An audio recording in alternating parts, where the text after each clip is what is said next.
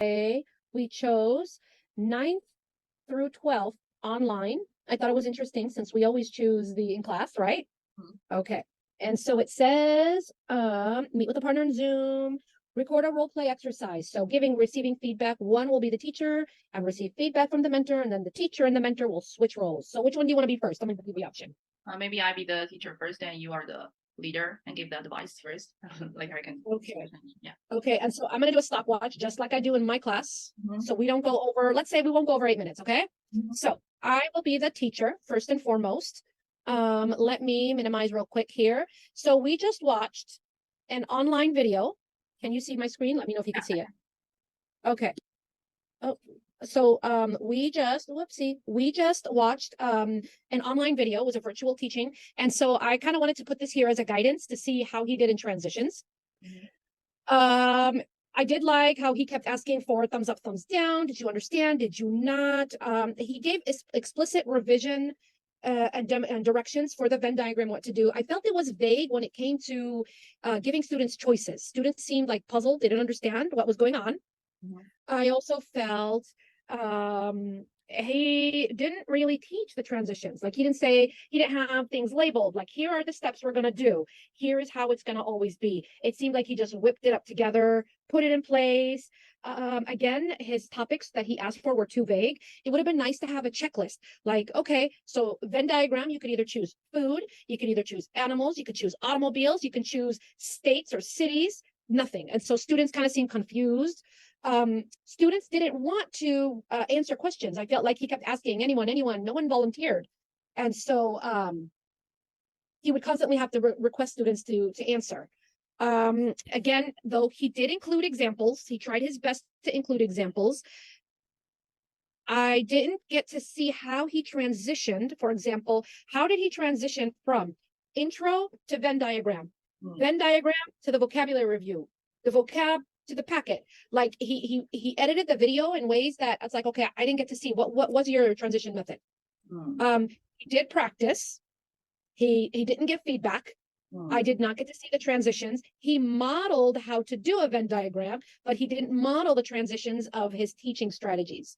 In my eyes, I just felt students were lost, didn't know what was going on, and there were no transitions in my eyes. I don't know.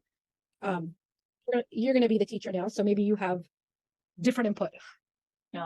So I think this teacher trying to organize the students in center classroom because he let the students to choose what they're gonna talk about. But the problem is he didn't set an area that they're gonna discussion about. So students has waste a lot of time to think about what they're gonna compare and contrast. So maybe before the class, the teacher can set the learning objectives for the students to let the students know what they're gonna do today. So students will know after the first step what they're gonna do for the next following steps. So the teaching objective is quite necessary, I think, for the students to know that. And for the VMAP, I think students know how to use the VMAP. The teacher just tell them you need to put what kind of things in which areas, but actually the teacher can use some guiding questions to let students talk about, hey, this is a VMAP. Do you still remember how to use it? When we're going to use it? In which part we're going to put in the different differences, and which part we would put in the similarities. So let the students to say how to use it. That will be the better choice. And then when they move to the vocabulary review parts, the students can clearly see there are blanks inside the questions. So maybe the teacher can organize the group discussion, let the students to talk with each other and share their ideas and fill in the blanks, and later they can check in the whole class. So that would be the students to think about how they were going to finish the practices. And why they need to do that kind of practice. So that's maybe as a teacher, I should have done breakout groups. Yeah. Breakout groups. And had students talk and brainstorm amongst each other. Okay. Yeah. I will do that next time. I will try that next time. What other things you got to throw at me? I think maybe we can also make a list about what we're going to do today before the class, send the students, let students know what they need to prepare. Then they will not waste their time inside the classroom. Yeah, because it seemed that even though I threw examples as a teacher, I said animals or foods, students were still like, okay, but what animals, what foods? Yeah. So Yeah. in the second Yeah. area, choose the discussion parts for the students to prepare before the class. They can know what they're gonna do. All right. Okay. Well, thank you, Wei Wei. Thank you. Thank you. All right.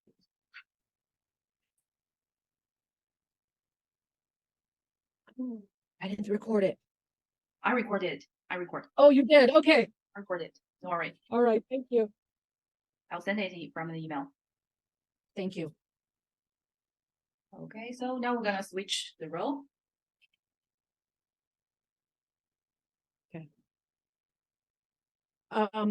So you recorded it? Yeah, I stopped Okay. recording. I know, but I talked already. So, and then you talked. So we both were mentors, right? Okay, now pretend I'm the teacher. So hello, Rania. I just introduced what I did inside the classroom. Today, we're gonna let the students to use the VM map to discuss, to compare and contrast the things.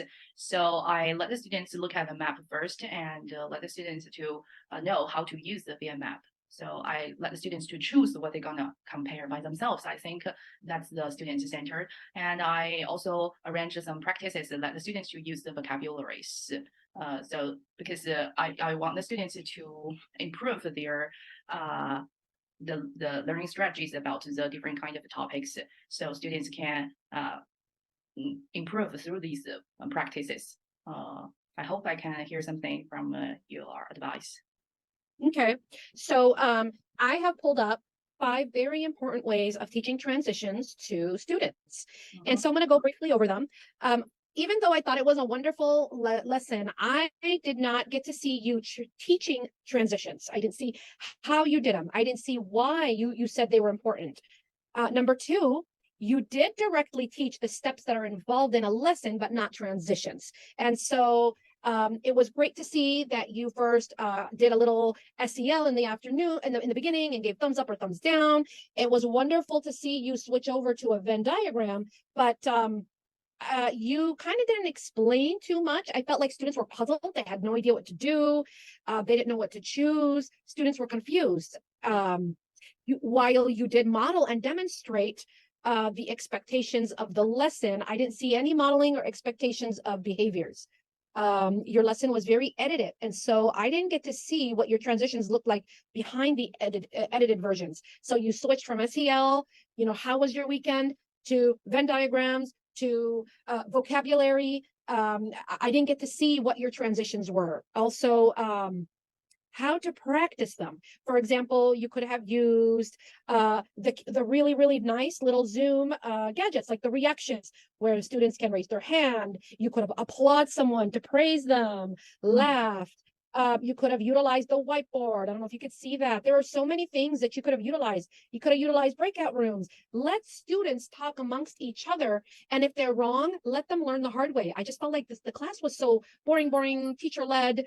Even I was like, man, when is this video going to end, And so we have to make sure that we are keeping our students motivated and engaged and safe, even if they're online. You know what I'm saying? Okay. But yeah. Okay, thank you, Ryan. Maybe next time I will choose the discussion topics for students first and let them to choose directly. That will save the class time. And I agree with you that I didn't show some transition parts. So maybe next time I will let students in the break room to discuss the first and then to move to the next steps. Let students know what they're gonna do before the class through the learning objectives, and maybe set some guiding questions let students to discuss, not just I teach the lesson.